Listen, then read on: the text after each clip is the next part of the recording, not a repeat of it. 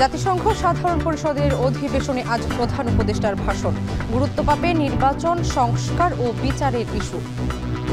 বাংলাদেশের ডেমোক্রেটিক ট্রানজিশনটা কীরকম হচ্ছে, ইলেকশন উত্তর কি হবে, আপনি কি করবেন, এই কোশ্চেনগুলো অনেকে বলে। নির্বাচন দিতে হবে।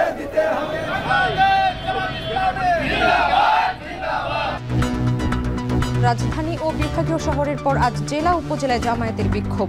পিআর পদ্ধতিতে নির্বাচন সহ 5 দফা দাবি। জামায়াতের পিআর ও এনসিপির শাপলার দাবি আগামী নির্বাচনে প্রভাব ফেলবে না। চাঁপাইনবাবগঞ্জে ইসি আনোয়ারুল।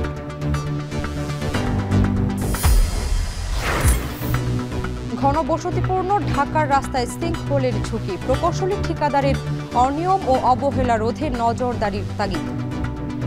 তো যখন একটা পাইপলাইন করছে, সে গর্ত করছে, পাইপলাইনটা বসানোর পর মাটি ফিল আপ করছে, সে কিন্তু ওটাকে দুর্মুচ করে বসাচ্ছে। আমাদের এখানে অহরহই এটা ঘটে। এবং রাজনীতিতে জড়িয়ে মাশরাফি সাকিবের পথেই তামিম, তাকে ব্যবহার করছে বিএনপি। একান্ত সাক্ষাৎকারে ক্রীড়া উপদেষ্টা।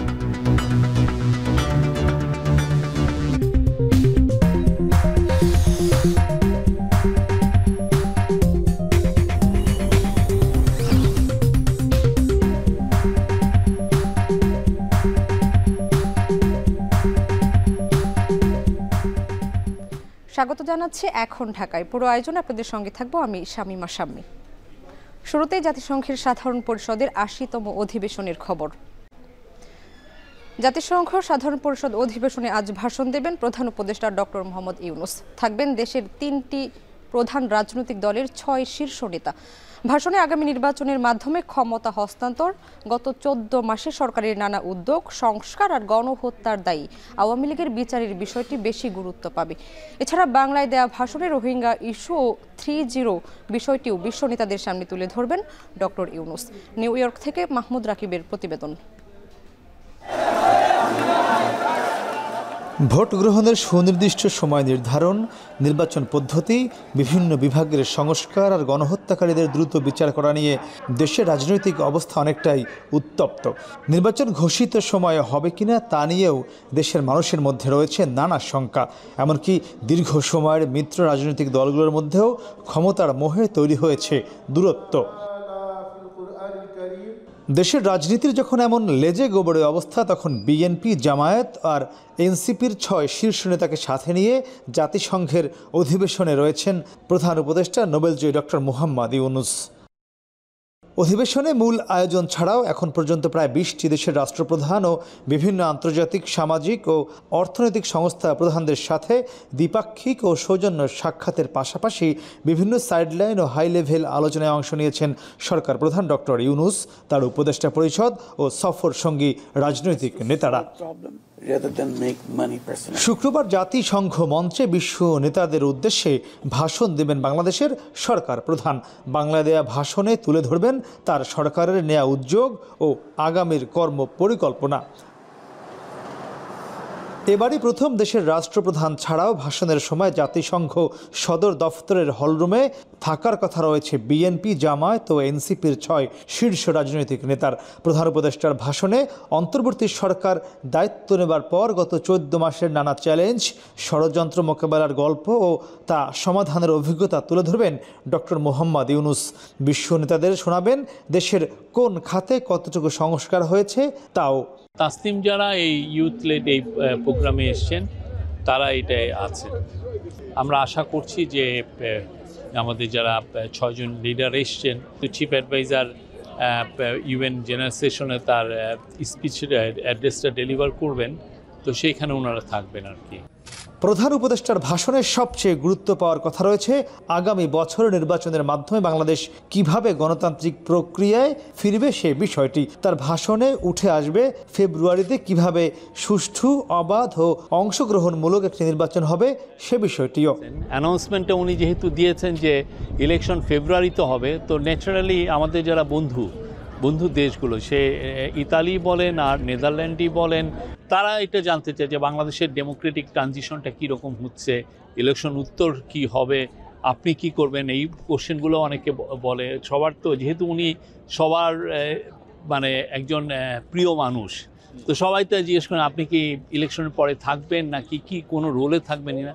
উনি বারবার সবাইকেই বলছেন যে না, কোনো রোলে উনি থাকবেন না, উনি আগে যে কাজে উনি করতেন সে কাজে ফিরে যাবেন। এছাড়া গণহত্যার দায়ে আওয়ামী লীগের বিচার নিশ্চিত করা, রোহিঙ্গা সংকট সমাধানের বিষয়টিও বিশ্ব নেতাদের কাছে উপস্থাপন করবেন ডক্টর মোহাম্মদ ইউনূস। হাসিনার আমলের 15 বছরে তারা বেশ কিছু ইলেকশন করেছে, সেগুলো তো আসলে ইলেকশন হয়নি, সেগুলো ফেক ইলেকশন হয়েছে। বিশ্ব নেতাদের উদ্দেশ্যে ভাষণ দেওয়ার সময় অন্তর্বর্তী সরকারের প্রতিনিধি ও রাজনৈতিক নেতা ছাড়াও যুক্তরাষ্ট্রে অবস্থানরত বাংলাদেশি ব্যবসায়ী নেতাদেরও জাতিসংঘ সদর দফতরে উপস্থিত থাকার কথা রয়েছে। বিশ্ব নেতাদের উদ্দেশ্যে দেয়া ভাষণে ডক্টর মোহাম্মদ ইউনূস এবার সবচেয়ে বেশি গুরুত্ব দিবেন বাংলাদেশের আগামী জাতীয় সংসদ নির্বাচন ইস্যুকে, যেখানে তিনি একটি অবাধ, সুষ্ঠু ও অংশগ্রহণমূলক নির্বাচন দিতে চান বলে এই ভাষণে তুলে ধরবেন। এর বাইরে গত 14 মাস এই অন্তর্বর্তী সরকার বাংলাদেশ পুনর্নির্মাণে কী উদ্যোগ গ্রহণ করেছে সে বিষয়টিও তার ভাষণে গুরুত্বসহ উঠে আসবে। তবে সব কিছু ছাপিয়ে যে বাংলাদেশের 16 কোটি মানুষ, বিএনপি, জামাত ও এনসিপির যে 6 জন শীর্ষ রাজনীতিবিদ এই জাতিসংঘে এসেছেন, সেদিকেই যে তারা তাকিয়েছে তা স্পষ্ট। মাহমুদ রাকিব, এখন জাতিসংঘ সদর দপ্তর, নিউ ইয়র্ক। বৃহৎ বিদেশি বিনিয়োগ আকর্ষণে আগামী জাতীয় নির্বাচনের আগে শ্রম খাত সংস্কারে সরকার কাজ করছে বলে জানিয়েছেন প্রধান উপদেষ্টা ডক্টর মোহাম্মদ ইউনূস। বৃহস্পতিবার নিউ ইয়র্কে জাতিসংঘে বাংলাদেশ স্থায়ী মিশনে এক আলোচনা সভায় কথা বলেন তিনি।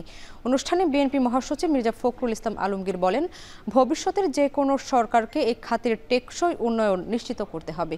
এ সময় জামায়াতে ইসলামীর নায়েবে আমির সৈয়দ আবদুল্লাহ মোহাম্মদ তাহের গার্মেন্টস শিল্পকে কিভাবে আরও প্রতিযোগিতামূলক করা যায় সে বিষয়ে কথা বলেন। আলোচনায় কূটনীতিক, জাতিসংঘের কর্মকর্তা ও বাংলাদেশের শীর্ষ রাজনৈতিক নেতারা উপস্থিত ছিলেন।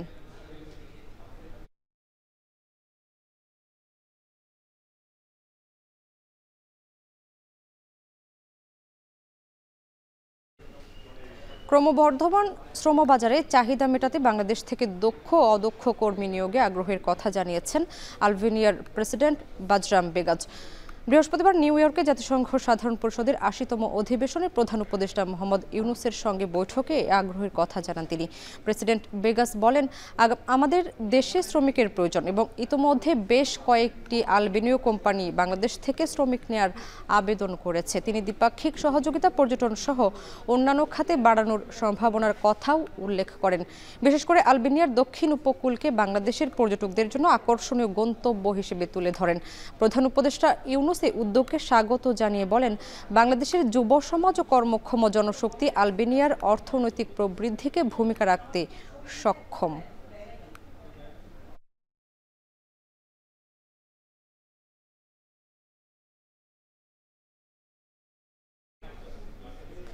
পিআর পদ্ধতিতে নির্বাচন সহ 5 দফা দাবিতে বিভিন্ন জেলায় বিক্ষোভ করছে জামায়াতে ইসলামী। কেন্দ্রীয় কর্মসূচির অংশ হিসেবে সকাল 9:30টায় নাটোরের স্বাধীনতা চত্বর এলাকা থেকে বিক্ষোভ মিছিল শুরু করে দলটি। পরে শহরের প্রধান সড়ক প্রদক্ষিণ করে নেতাকর্মীরা। এর আগে শহরের স্বাধীনতা চত্বরে 5 দাবিতে সমাবেশ করবে জামায়াত। এ সময় পিআর পদ্ধতি বাস্তবায়ন না হলে কোনো নির্বাচন করতে দেয়া হবে না বলে হুঁশিয়ারি দেন বক্তারা। এদিকে একই দাবিতে কুষ্টিয়ায় বিক্ষোভ মিছিল করছে জামায়াত। এতে অংশ নেয় জামায়াতের বিভিন্ন ইউনিটের কয়েক হাজার নেতাকর্মী।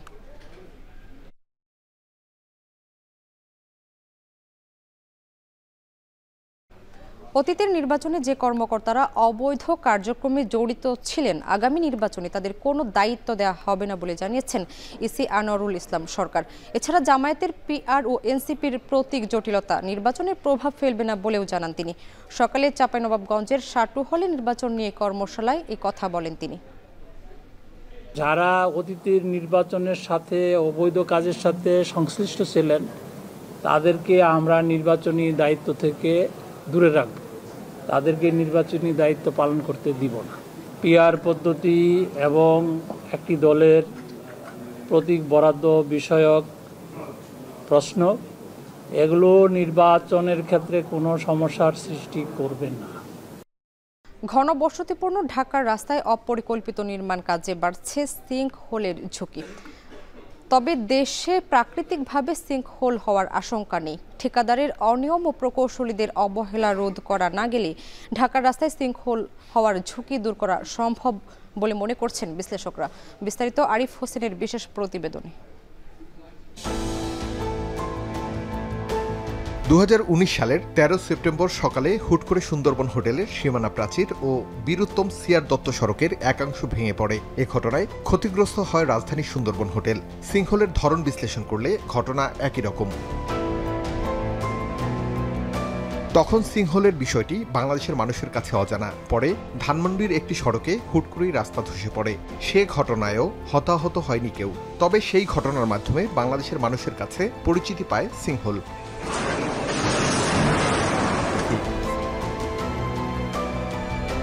সিঙ্কহোল হলো একটি গভীর খাত বা গর্ত যা ভূপৃষ্ঠের উপর তৈরি হয় যখন নিচে থাকা মাটি বা শিলার স্তর ধসে পড়ে। সাম্প্রতিক সময়ে থাইল্যান্ডের রাজধানী ব্যাংককে একটি হাসপাতালের সামনের সড়কে হুট করে তৈরি হয় সিঙ্কহোল। এ ঘটনায় হতাহতের খবর পাওয়া যায়নি এখনো।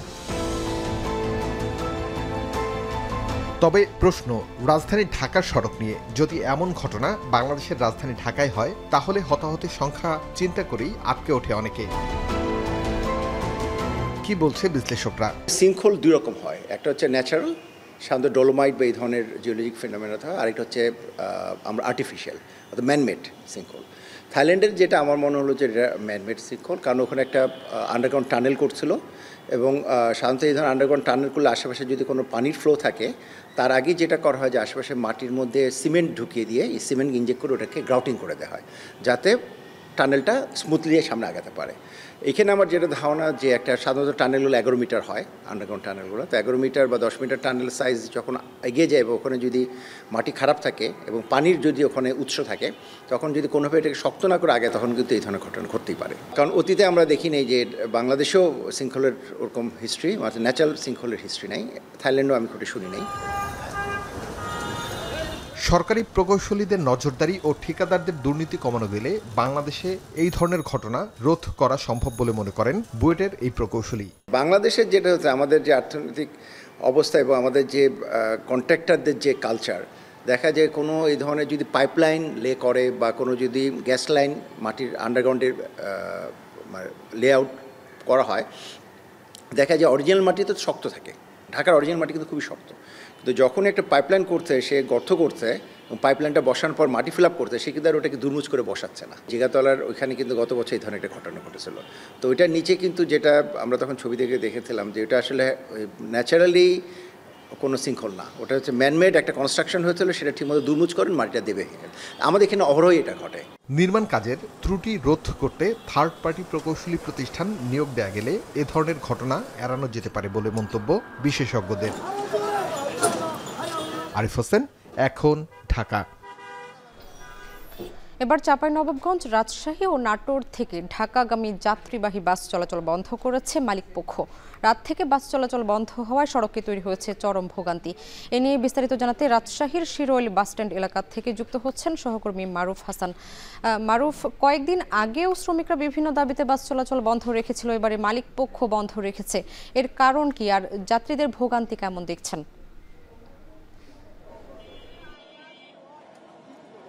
সামনে সকাল থেকেই রাজশাহীর যে শিরোইল বাস স্ট্যান্ড, সেই শিরোইল বাস স্ট্যান্ডে আমরা দেখতে পাচ্ছি যে যাত্রীরা সকাল থেকে এসে বাসের জন্য অবস্থান করছিল এবং পরবর্তীতে তারা যখন এই টিকিট কাউন্টারে এসে দেখেন যে বাস নেই, তখন তারা পরবর্তীতে বিকল্প মাধ্যম কিন্তু পরিবহনের জন্য ব্যবহার করা শুরু করেন। অনেকেই ট্রেনে যাতায়াত করেন এবং পরবর্তীতে আমরা দেখতে পাচ্ছি যে শুধুমাত্র ঢাকার উদ্দেশ্যে ছেড়ে যাচ্ছে রাজশাহী থেকে যে একতা বাস, সেখানে একটু ভিড় আমরা দেখতে পাচ্ছি।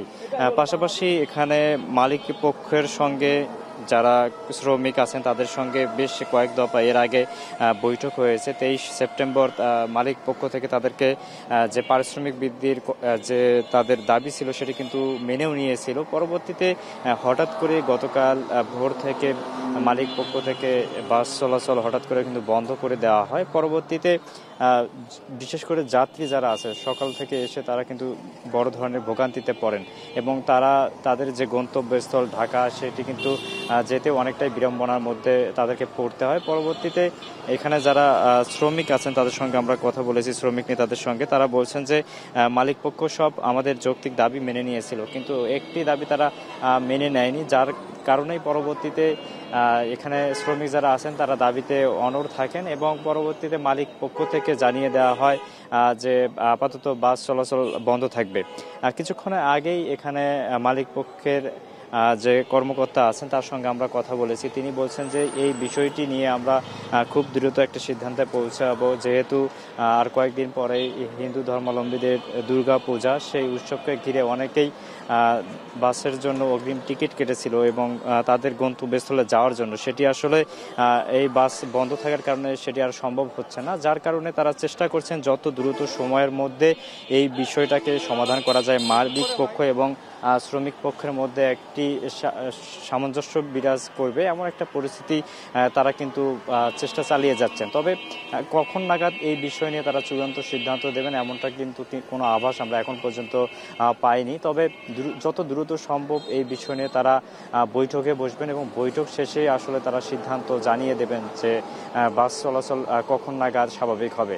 এখানে যাত্রীরা বলছেন যে সকাল থেকে দীর্ঘ সময় ধরে এখানে টিকিট কাউন্টারে এসে অবস্থান করে তাদের যে ভোগান্তি সেটি যাতে দ্রুত সময়ের মধ্যে নিরসন হয় এমনটা কিন্তু তারা প্রত্যাশা করছেন। সামনে রাজশাহী শিরুল বাস স্ট্যান্ড থেকে আমার কাছে এই ছিল এখনকার মতো সর্বশেষ তথ্য। বাস মালিকদের কর্মবিরতির বিষয়ে বিস্তারিত জানাচ্ছিলেন সহকর্মী মারুফ হাসান। এদিকে সুনামগঞ্জে পিকআপ সিএনজি মুখোমুখি সংঘর্ষে মা মেয়ে সহ ৩ জনের মৃত্যু হয়েছে। সকালে শান্তিগঞ্জ উপজেলার সুনামগঞ্জ সিলেট মহাসড়কের পাগলা বাজার এলাকায় এই দুর্ঘটনা ঘটে। নিহতরা হলেন সুনামগঞ্জ পৌর শহরের উকিলপাড়া এলাকার কেশবাপ্রিয়া ও তার ৭ম শ্রেণীতে পড়ুয়া মেয়ে প্রথমা চৌধুরী এবং সিএনজি চালক সজল ঘোষ। পুলিশ জানায় সুনামগঞ্জ থেকে সিএনজি সিলেটের দিকে যাচ্ছিল। এ সময় সুনামগঞ্জ সিলেট মহাসড়কের পাগলা বাজার এলাকায় পৌঁছালে সিলেট থেকে আসা একটি পিকআপের সঙ্গে মুখোমুখি সংঘর্ষ হয়। এতে ঘটনাস্থলে মৃত্যু হয় সিএনজি চালক সজল ঘোষ ও যাত্রী কেশবাপ্রিয়ার।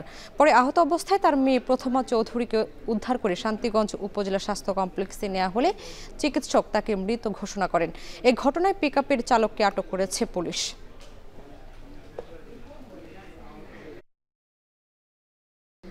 কদিন পরে সনাতন ধর্মাবলম্বীদের সবচেয়ে বড় ধর্মীয় উৎসব শারদীয় দুর্গাপূজা। পূজাকে ঘিরে শহরের শপিং মল, বিপণী বিতান ও হাট বাজারে চলছে কেনাকাটার ব্যস্ততা। তবে পূজার সাজসজ্জা সহ প্রায় সব উপকরণের দাম বাড়ায় বিপাকে সাধারণ ক্রেতারা। ব্যবসায়ীরা বলছেন ভারতীয় পণ্যের সংকট, বাজার মনিটরিংয়ের অভাব আর মূল্যস্ফীতির কারণে বেড়েছে উৎসবের খরচ।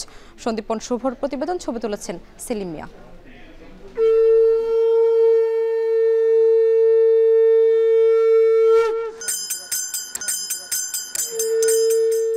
জমে উঠতে শুরু করেছে দুর্গাপূজার আয়োজন। দেবীপক্ষ শুরুর আগেই ধুম পড়ে পূজার সামগ্রী কেনার। তবে এবারের চিত্র খানিকটা ভিন্ন। পূজার প্রায় সব উপকরণ ও দেবীর পোশাক আশাকের দাম বেড়েছে আকাশ ছোঁয়া। এতে বাড়তি ব্যয়ের চিন্তা ক্রেতাদের। বিক্রি কমে যাওয়ায় চিন্তিত ব্যবসায়ীরাও।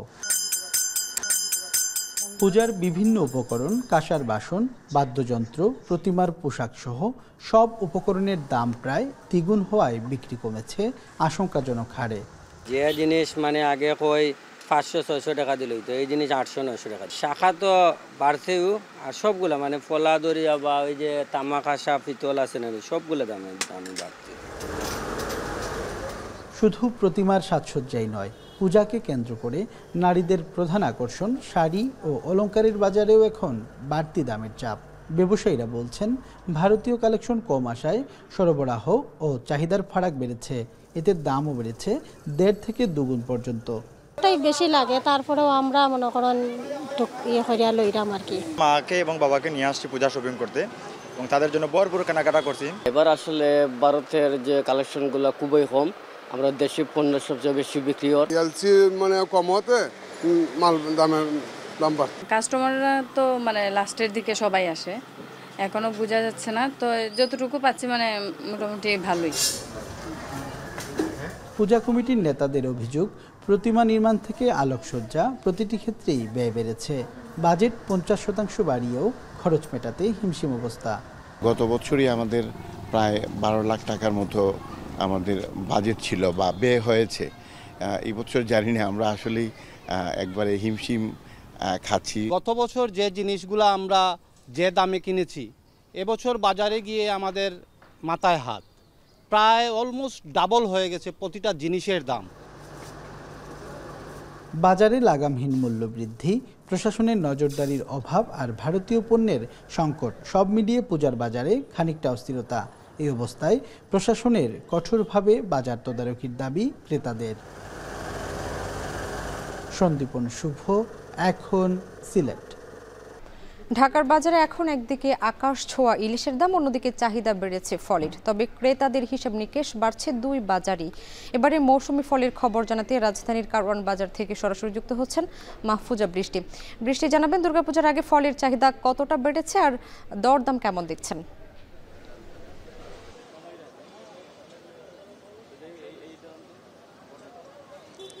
স্বামী, আমরা যেমনটা বাজার ঘুরে দেখেছি যে রাজধানীর বাজার ঘুরে যতটা দেখতে পেলাম যে মৌসুমি ফলের চাহিদা কিন্তু বেশ রয়েছে। আমরা যতটা দেখতে পেয়েছি যে মাছ বাজার এবং সবজি বাজার ঘুরে মানুষ অতিষ্ঠ হয়ে কিন্তু এক প্রকার দেশীয় ফল যেগুলো পাওয়া যাচ্ছে এখন বর্তমানে সেগুলোতে, সেই দোকানগুলোতে ভিড় করছে। যদি একটু দেখাই, এই দোকানে যেমনটা রয়েছে দেশীয় ফলের মধ্যে পাশাপাশি ইম্পোর্টেড কিছু ফলও এখানে আমরা দেখতে পাচ্ছি। তবে দেশীয় ফলের মধ্যে জাম্বুরা যেমনটা অনেকেরই জনপ্রিয়র মধ্যে পড়ে, ছোট বড় সবাই কিন্তু এই জাম্বুরা ফলটা পছন্দ করে। এছাড়া মালটা হিসেবে একটু জাম্বুরার দামটা বলি, সেটা হচ্ছে 70 থেকে 80 টাকা করে কিন্তু পিস হিসেবে বিক্রি হচ্ছে। আর এর সাথে সাথে আছে যে দেশীয় আমড়া যেটা রয়েছে, একটা বরিশালের জাতীয় আমড়া রয়েছে, এছাড়া অন্য দেশের একটা আমড়া রয়েছে, সে যদিও দুইটোই আমাদের দুটি উপজেলার জেলার আমড়া, সেগুলোর দাম কিন্তু 80 টাকা থেকে 100 টাকা করে বিক্রি হচ্ছে। এছাড়া আমরা যে সবুজ মালটা দেখতে পাই দেশীয়, যেটা অনেকেই বর্তমানে জনপ্রিয় হয়ে উঠছে, তারা পছন্দ করছে। কারণ বিদেশি যে মালটাগুলো আছে ইম্পোর্টেড, সেগুলোর দাম কিন্তু বেড়ে যায়, 300 থেকে 350 মতোই কিন্তু দাম থাকে। তবে দেশি মালটা যেগুলো রয়েছে সেগুলো মাত্র 80 টাকা করে বিক্রি করা হচ্ছে কেজি প্রতি। আর জলপাই বিক্রি হচ্ছে, আমরা যে দেখতে পেলাম 120 টাকা কেজিতে বিক্রি হচ্ছে। আর পায়লা যেটা বলে, কালো কালো এক ধরনের ফল আছে, গোল যেটা দেখা যাচ্ছে, যেটা হাতের তালুতে নরম করে এক ধরনের খাবার পদ্ধতির রয়েছে, বাঙালিদের খুবই জনপ্রিয়, সেটা বিক্রি হচ্ছে 350 টাকা করে। এছাড়া আমরা ঘুরে ফিরে দেখতে পেলাম যে অনেক রকমের ফলই বাজারে আছে। আতা রয়েছে, কদবেল রয়েছে, ড্রাগন ফল রয়েছে, তরমুজ রয়েছে। তরমুজ কিন্তু বিক্রি হচ্ছে কেজি প্রতি 40 থেকে 50 টাকা করে কেজি প্রতি বিক্রি হচ্ছে। এখন খুব বেশি বড় তরমুজ না এলেও বাজারে কিন্তু ছোট এবং মাঝারি সাইজের তরমুজগুলো বেশি পাওয়া যাচ্ছে। সেই সাথে রয়েছে পাকা পেঁপে। পেঁপের দামগুলো রয়েছে হচ্ছে যে 50 টাকা করে পিস প্রতি। ছোট পিসগুলো 50 টাকা করে বিক্রি করলে বড় পিসগুলো আবার দাম বেড়ে যাচ্ছে।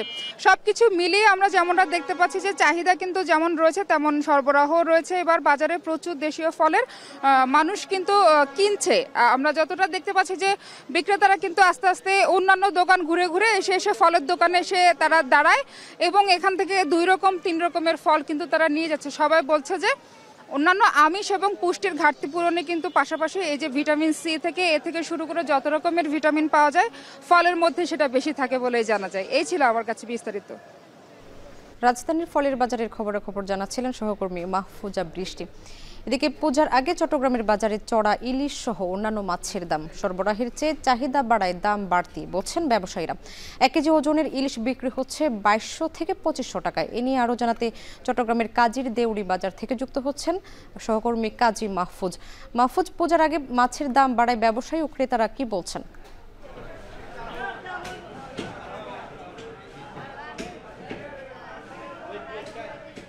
আপনি জানেন যে কদিন পরে হিন্দু ধর্মাবলম্বীদের সবচেয়ে বড় ধর্মীয় উৎসব শারদীয় দুর্গাপূজা। আর দুর্গাপূজাকে কেন্দ্র করে চট্টগ্রামের বাজারগুলোতে ইলিশের চাহিদা বেড়েছে। গত সপ্তাহের তুলনায় আমরা দেখতে পাচ্ছি ইলিশের চাহিদা অনেকটাই বেড়েছে, কিন্তু চাহিদা অনুযায়ী সরবরাহ নেই বাজারে, যার প্রভাবটি এসে পড়েছে দামের উপর। আমরা আজকের বাজারে এসে যেটি দেখতে পাচ্ছি, চট্টগ্রামের এই কাজীর দেউড়ি বাজারে 1 কেজি ওজনের ইলিশ, এই 1 কেজি থেকে 1 কেজি 100 গ্রাম এই ওজনের ইলিশগুলো বিক্রি হচ্ছে 2200 থেকে 2500 টাকায়। এছাড়া আমরা দেখতে পাচ্ছি 900 গ্রাম যে ইলিশটি, এই যে 900 গ্রাম ওজনের ইলিশ, এই ইলিশ বিক্রি হচ্ছে আজকের বাজারে 1800 থেকে 2000 টাকায়। এবং তার চেয়ে বেশি ওজন অর্থাৎ 1.5 কেজি ওজনের যে ইলিশগুলো বাজারে মিলছে সেগুলো কিন্তু আজকের বাজারে 2600 থেকে 2800 টাকায় বিক্রি হচ্ছে। এবং এখানে যারা ব্যবসায়ী আছেন তারা বলছেন গত সপ্তাহের তুলনায় ইলিশের দাম কেজিতে 200 থেকে 300 টাকা পর্যন্ত বেড়েছে। দাম বাড়ার কারণ হিসেবে তারা বলছেন যেহেতু পূজাতে ইলিশের চাহিদা বেড়েছে, কিন্তু সেই অনুযায়ী সরবরাহ না থাকার কারণে দাম বেড়েছে। পাশাপাশি তারা বলছেন যে এবছর গত বছরের চাইতে ইলিশ কম ধরা পড়ছে নদীতে এবং সাগরে। এছাড়া তারা আরও একটি কারণকে দাম বাড়ার কারণ হিসেবে তারা দাঁড় করিয়েছেন, সেটি হচ্ছে যে সরকার যেহেতু ইলিশ রপ্তানির সিদ্ধান্ত নিয়েছে এবং কিছু ইলিশ ইতিমধ্যে রপ্তানি হয়েছে, তার প্রভাবটি দেশের বাজারে এসে পড়েছে। এই তিনটি কারণেই মূলত ইলিশের দাম বাড়তে বেড়েছে এমনটি বলছেন তারা। এছাড়া অন্যান্য যে মাছগুলো আছে, বিশেষ করে সামুদ্রিক মাছ, কোরাল মাছ, বড় সাইজের যে কোরাল মাছ, সেগুলো কিন্তু এই বাজারে বিক্রি হচ্ছে 800 থেকে 850 টাকায়, এবং পোয়া মাছ আমরা দেখতে পাচ্ছি 1 কেজিতে 2-3টি পোয়া ধরে, সেই মাছগুলো বিক্রি হচ্ছে 450 টাকায়। রূপচাঁদার কথা যদি বলি, আমরা দেখতে পাচ্ছি আকার এবং মান অনুযায়ী রূপচাঁদা এই বাজারে 600 থেকে 1200 টাকায় মিলছে। তো বলা যায় যে সামুদ্রিক অন্যান্য মাছের সরবরাহ বেড়েছে, কিন্তু চাহিদা অনুযায়ী পর্যাপ্ত না হওয়ার কারণে দাম খানিকটা বেড়েছে বলছেন এখানকার ব্যবসায়ীরা। আপনার মধ্যে বলে রাখি যে সামুদ্রিক মাছের পাশাপাশি যে মিঠা পানির মাছ রয়েছে সেগুলোরও সরবরাহ বেড়েছে, কিন্তু দাম অনেকটা স্থিতিশীল। গত সপ্তাহে মিঠা পানির মাছ যে দামে বিক্রি হয়েছিল, আজকেও আমরা দেখতে পাচ্ছি সেই একই দামে মিঠা পানির মাছগুলো মিলছে। এখানে যারা ক্রেতা আসছেন তারা বলছেন যে যেহেতু সামনে পূজাকে কেন্দ্র করে অনেক অসাধু ব্যবসায়ী আছে যারা ইলিশের দাম বাড়িয়ে দেয়, সেই অভিযোগটি কিন্তু এখানে করা হচ্ছে। তো সব কিছু মিলিয়ে বলা যায় যে পূজা কেন্দ্রিক চট্টগ্রামের বাজারগুলোতে ইলিশের চাহিদা বেড়েছে, কিন্তু চাহিদা অনুযায়ী সরবরাহ কম হওয়ার কারণে দাম খানিকটা বেশি বলছেন এখানকার ব্যবসায়ীরা। এই ছিল আমার কাছে চট্টগ্রামের কাজীরদেউরি বাজার থেকে মাছের সরবরাহ এবং দর দামের সবশেষ তথ্য। চট্টগ্রাম থেকে মাছের বাজারের খবরাখবর জানাচ্ছিলেন কাজী মাহফুজ। সাপ্তাহিক ছুটিতে কুয়াকাটায় পর্যটকদের আগমন বেড়েছে। উত্তাল সমুদ্রেও স্নানে ব্যস্ত হাজারো পর্যটক। 2 শতাধিক হোটেল মোটেল রিসোর্টের 70% রুম বুকিং হয়ে গেছে।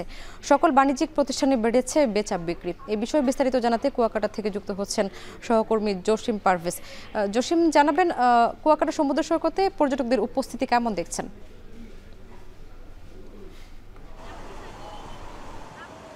শামীম, পর্যটন কেন্দ্র কুয়াকাটা কিন্তু নৈসর্গিক সৌন্দর্যের ভান্ডার, সে কারণেই কিন্তু সাগরকন্যা হিসেবে খ্যাতি অর্জন করেছে এই কুয়াকাটা। আর সেই রূপ বৈচিত্র্য উপভোগের জন্য দেশের বিভিন্ন স্থান থেকে হাজারো পর্যটকের ঢল নেমেছে। আমি এখন দাঁড়িয়েছি কুয়াকাটা সৈকতের 0 পয়েন্ট সংলগ্ন। আপনি আমার পিছনেই দেখতে পাচ্ছেন যে অসংখ্য নারী পুরুষ সাহসী যারা, তারা কিন্তু এই উত্তাল বঙ্গোপসাগরে তারা ঢেউয়ের সঙ্গে যুদ্ধ করে স্নান করে নিচ্ছেন, আনন্দ উল্লাসে মেতে উঠেছেন। এখানকার যে পর্যটক তাদের সঙ্গে আমরা কথা বলেছি, তারা বলেছেন যে পর্যটন কেন্দ্র কুয়াকাটায় আসলে দেখার মতো অনেকেই রয়েছে, যেমন গঙ্গামতি, কাউয়ারচর সৈকত রয়েছে, লাল কাঁকড়ার চর রয়েছে এবং মিস্ত্রিপাড়া। এখানকার যে আদিবাসী যে রাখাইন রয়েছে, সেই রাখাইনদের আদি বাসিন্দা, তাদের পল্লী সেগুলো ঘুরে দেখা যায় এবং তাদের যে বৌদ্ধ মূর্তি রয়েছে, দক্ষিণ এশিয়ার সবচেয়ে বড় বৌদ্ধ মূর্তি মিস্ত্রিপাড়ায় অবস্থিত, সেখানেও তারা বিচরণ করছেন। একই সঙ্গে যে কুয়াকাটার 0 পয়েন্ট সংলগ্ন যে এখানকার রাখাইন যে বৌদ্ধ বিহার রয়েছে, সেখানে কিন্তু একটি কুয়া রয়েছে, যে কুয়ার নামই কিন্তু এই কুয়াকাটার নামকরণ।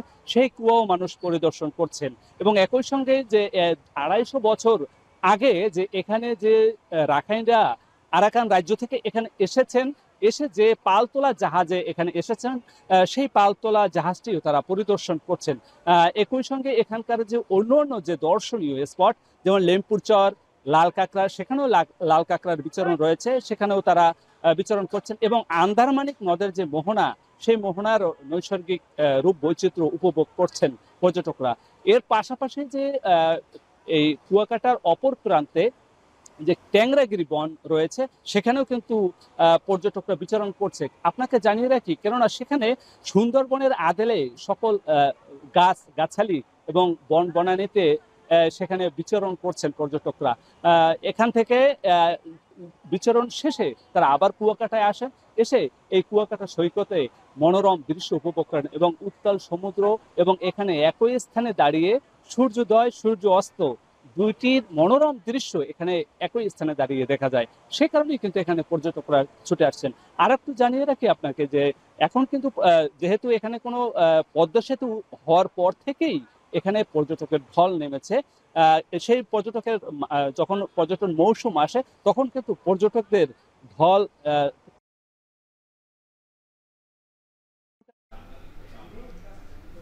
কুয়াকাটা সমুদ্র সৈকত থেকে যুক্ত হয়েছিলেন সহকর্মী জসিম পারভেজ। বৈষম্য বিরোধী ছাত্র আন্দোলনের নিখোঁজ সাবেক যুগ্ম আহ্বায়ক মাওলানা KM মামুনুর রশিদের সন্ধান চেয়ে মানববন্ধন করেছে তার পরিবার। সকালে শাহবাগে জাতীয় জাদুঘরের সামনে পরিবারের সদস্যদের আয়োজনে এই মানববন্ধন হয়। এ সময় সরকারের সমালোচনা করেন বাবা মা।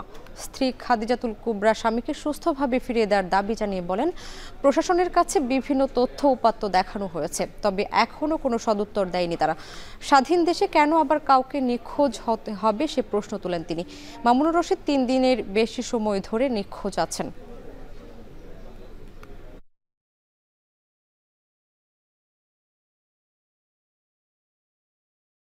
স্বামী গত 22 তারিখ ফজর পরে সে প্রতিদিনের নেমে বের হয়।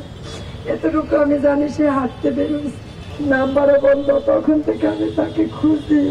আন্দোলনে বলে উনি শুরু করতে, তো আমি গ্রামে থাকলে শুনতাম, মানুষে বলতো তোমার ছেলে আন্দোলন করতে যায়, তো আমি হুট করলে যেতাম, বাবা আমি গরিবের সন্তান, তুই গরিবের সন্তান, এগুলা তুই জড়াই না রে বাবা। আমার ছেলেরা আমি আমার মুখে ফিরে বাঁচতে চাইছি। ইয়েমেনের রাজধানী সানায় শক্তিশালী বিমান হামলা চালিয়েছে ইসরায়েলি সামরিক বাহিনী। এতে নিহত হয়েছে অন্তত 9 জন। এর জবাবে তেল আবিবকে লক্ষ্য করে ক্ষেপণাস্ত্র হামলা চালিয়েছে হুথি বিদ্রোহীরাও। বিস্তারিত জানাচ্ছেন সানজিদা ইসলাম তন্নি। নতুন করে আবারও সংঘাতে জড়িয়েছে ইসরায়েলি সামরিক বাহিনী ও ইয়েমেনের হুথি বিদ্রোহীরা। শুরুটা হয় ইসরায়েলের দক্ষিণাঞ্চলীয় শহর ইলাতে হুথি বাহিনীর হামলার মাধ্যমে। এ হামলায় কেউ নিহত না হলেও আহত হয় বেশ কয়েকজন। এক বিবৃতিতে ইয়েমেনের হামলা ঠেকাতে ব্যর্থতার কথা স্বীকার করে ইসরায়েলও। এ হামলার পর হুথিদের চরম মূল্য দেওয়ার হুঁশিয়ারি দেন ইসরায়েলি প্রধানমন্ত্রী বেনিয়ামিন নেতানিয়াহু। হামলার জবাব দেওয়ার বিষয়ে উদ্যোগ নিতে নির্দেশ দেন সেনাবাহিনীকে। সেই নির্দেশ মেনে ইয়েমেনের রাজধানী সানায় বোমা হামলা চালিয়েছে নেতানিয়াহু বাহিনী। এক বিবৃতিতে ইসরায়েলি প্রতিরক্ষা মন্ত্রী জানান, হুথি জেনারেল স্টাফের নিয়ন্ত্রণ কেন্দ্র, নিরাপত্তা ও গোয়েন্দা সংক্রান্ত স্থাপনাসমূহ এবং সামরিক শিবিরগুলো লক্ষ্য করে বিমান হামলা চালানো হয়েছে। তবে এ হামলায় ক্ষতিগ্রস্ত হয়েছে আবাসিক এলাকা, ঘটেছে হতাহতের ঘটনাও। במסגרת מבצע חבילה עוברת, מטוסי חיל האוויר תקפו מספר מחנות צבאיים, בין היתר מחנה של המטכ"ל החותי, חיסלו עשרות רבות। থেমে নেই হুথি বিদ্রোহীরাও। সানায় বিমান হামলার পর ইসরায়েলের রাজধানী তেল আবিবে ক্ষেপণাস্ত্র হামলা চালিয়েছে গোষ্ঠীটি। তবে ক্ষেপণাস্ত্র ভূপাতিত করার দাবি করেছে IDF। এতে কোনো হতাহতের খবর পাওয়া যায়নি। চলমান অস্থিরতার মধ্যে জাতিসংঘের 80তম অধিবেশনে ইয়েমেনের শান্তি ও স্থিতিশীলতা পুনঃস্থাপনের জন্য একটি আন্তর্জাতিক জোট গঠনের আহ্বান জানিয়েছেন দেশটির প্রেসিডেন্সিয়াল লিডারশিপ কাউন্সিলের প্রধান রাশাদ আল আলিমি। ইরান সমর্থিত হুথিরা সানা দখল করার পর থেকে ইয়েমেনে ভাঙন ধরেছে এবং দীর্ঘমেয়াদী সংঘাতের শুরু হয়েছে বলেও অভিযোগ করেন তিনি।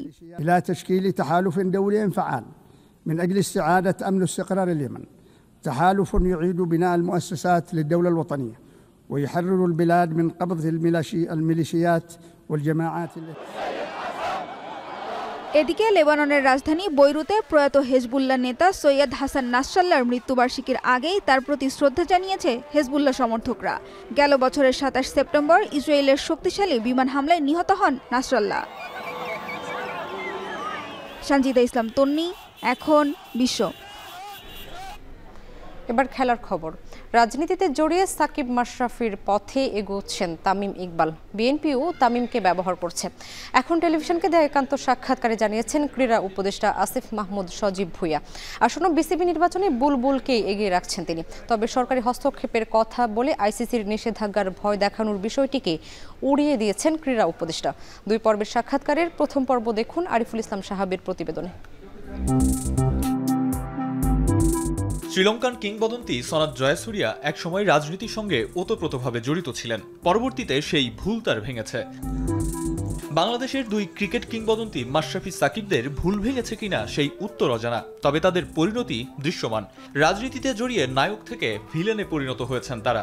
জেনে শুনে তামিম ইকবালও কি সেই একই পথে হাঁটছেন? সাকিব আল হাসান এবং মাশরাফি বিন মুর্তজা, যারা দুইজন রাজনীতিতে সরাসরি খেলোয়াড় অবস্থায় জড়িত হয়েছেন, এমপি হয়েছেন, তাদের পরিণতি বা তাদের ওইখানে জয়েন করার কারণে যে পরিবেশ হয়েছে, তারপরে মোটামুটি এটা একটা পিপলস কনসেনসাস। বিএনপির একজন সাবেক এমপি এবং সাবেক বিসিবির প্রেসিডেন্ট, তিনি সরাসরি বলছেন যে তামিম ইকবাল আমাদের প্রার্থী বিএনপির। যাদের বাংলাদেশকে আরও অনেক কিছু হয়তো দেয়ার ছিল, তাদেরকে আমরা অকালে হারিয়েছি রাজনীতিতে যুক্ত হওয়ার কারণে, এবং আমরা আরও কয়েকজনকে ভবিষ্যতে হারাতে যাচ্ছি সেটা, এবং বাংলাদেশের ফ্যানরা কিন্তু এটা খুব ভালোভাবে নেয় নাই। এরই মধ্যে বিসিবি নির্বাচনকে ঘিরে উত্তাল দেশের ক্রিকেট। বিভিন্ন জেলা ও বিভাগীয় ক্রীড়া সংস্থায় অ্যাডহক কমিটি থেকে কাউন্সিলর মনোনয়ন দিতে বর্তমান সভাপতি আমিনুল ইসলাম বুলবুলের পাঠানো চিঠি নিয়ে হয়েছে তুলকালাম কাণ্ড, যেটি গড়িয়েছে আদালতেও। এসবকে নোংরামি, স্বেচ্ছাচারিতা আর ক্ষমতার অপব্যবহার বলে মন্তব্য করেছেন তামিম ইকবাল। অভিযোগ উঠেছে সরকারি হস্তক্ষেপেরও। সব অভিযোগের জবাব দিলেন আসিফ মাহমুদ। কোর্ট তো বিসিবি সভাপতির যে চিঠি, সেটাকে বৈধ বলেই নির্দেশনা দিয়েছে। তো সেখানে আমাদের আসলে আর এই বিষয়টা অলরেডি ডিসাইডেড বাই হাইকোর্ট। 2 দফায় পেছানো হলেও তো 2য় দফায় পেছানোর পরেও অধিকাংশ ক্লাবের কাউন্সিলর এসছে কিন্তু।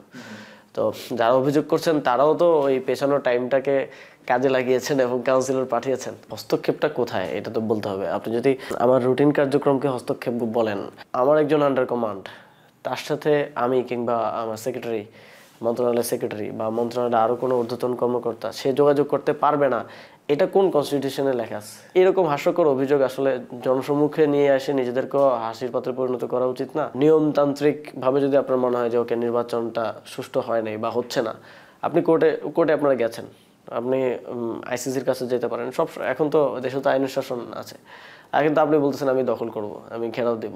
তো this are not Democratic spirit. আসন্ন বিসিবি নির্বাচন ঘিরে দেশের ক্রিকেটের সাবেক 3 অধিনায়ক মুখোমুখি। এরই মধ্যে শুরু হয়ে গেছে কথার লড়াই। কাদা ছুড়াছুড়িও কম হয়নি। ক্রীড়া উপদেষ্টা হিসেবে ফারুক আহমেদ আর আমিনুল ইসলাম বুলবুলকে কাছ থেকে দেখেছেন আসিফ মাহমুদ। এখন টেলিভিশনকে জানালেন তার পর্যবেক্ষণ। তামিম ইকবালকেও স্বাগত জানাতে প্রস্তুত ক্রীড়া উপদেষ্টা। আমি যদি ডিরেক্টর হতাম, আমার যদি ভোট থাকতো, আমি বুলবুল ভাইকে ভোট দিতাম। আমার জানা মতে ফারুক আহমেদ ক্যান্ডিডেট না, মানে প্রেসিডেন্টের জন্য না, ডিরেক্টর হয়তো হতে পারে। ডিরেক্টর তো 25 জন।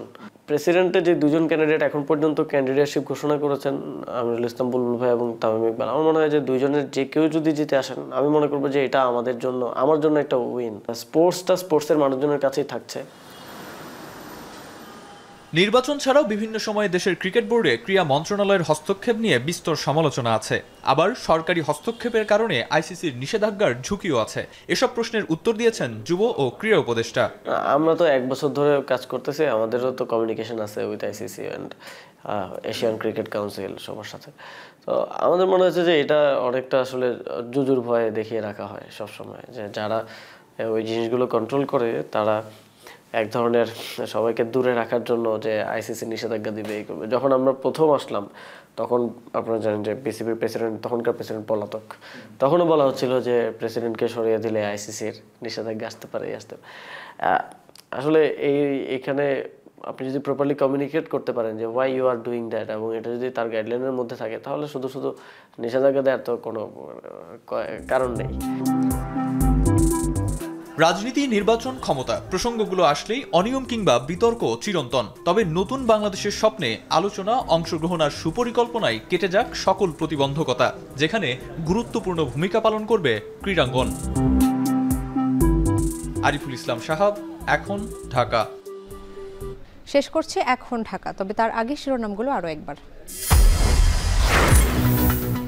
জাতিসংঘ সাধারণ পরিষদের অধিবেশনে আজ প্রধান উপদেষ্টার ভাষণ। গুরুত্ব পাবে নির্বাচন, সংস্কার ও বিচারের ইস্যু। বাংলাদেশের ডেমোক্রেটিক ট্রানজিশনটা কীরকম হচ্ছে, ইলেকশন উত্তর কি হবে, আপনি কি করবেন, এই কোশ্চেনগুলো অনেকে বলে। নির্বাচন দিতে হবে।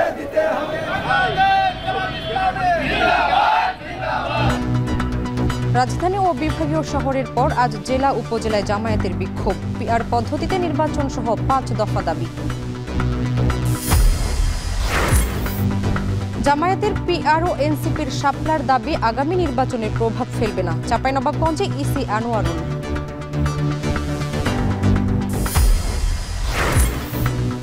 ঘন বসতিপূর্ণ ঢাকার রাস্তায় সিঙ্কহোলের ঝুঁকি, প্রকৌশলী ঠিকাদারের অনিয়ম ও অবহেলা রোধে নজরদারির তাগিদ। তো যখন একটা পাইপলাইন করছে, সে গর্ত করছে, পাইপলাইনটা বসানোর পর মাটি ফিল আপ করছে, সে কিন্তু আর ওটাকে দুর্মুজ করে বসাচ্ছেন। আমাদের এখানে অহরহই এটা ঘটে। এবং রাজনীতিতে জড়িয়ে মাশরাফি সাকিবের পথেই তামিম, তাকে ব্যবহার করছে বিএনপি। একান্ত সাক্ষাৎকারে ক্রীড়া উপদেষ্টা।